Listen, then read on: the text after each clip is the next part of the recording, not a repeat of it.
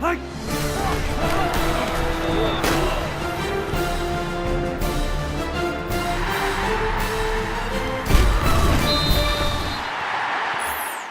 the Opopco Studios in Oklahoma City, this is an OSU update. I'm Jenni Carlson. Oklahoma State goes to Texas on Saturday. It's a huge game, maybe even the game of the week in the country. And John Helsley joins us on the phone. John, as big a game as this is, I think most people think Oklahoma State is the clear favorite. It's amazing how quickly this series has done a role reversal. How did the Cowboys get to this point where they were such a favorite going into this game against Texas and a game at Austin?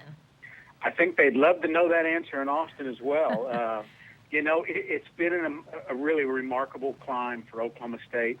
They have gotten players out of Texas that, frankly, Texas really had no interest in. I think they have one player on their roster, Rashidi Jones, who was actually offered by Texas. And yet here they are. They're better at quarterback. They're better at wide receiver. They're better on the offensive line. They're better at cornerback. I would argue that they're better at running back as well. Really a staggering thought here when you think of, Texas, their place in college football, history, tradition, and so on.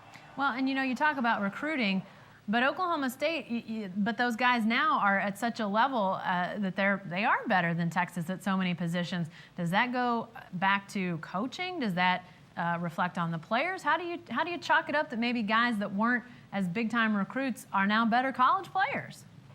Well, I think a lot of things go into that. And one, Texas really gets a lot of early commitments. They're getting commitments from players who are sophomores and juniors and maybe not letting things play out with those players. So I think that's one of the things that gets tossed out there a little bit. Maybe they're not evaluating players as well these days.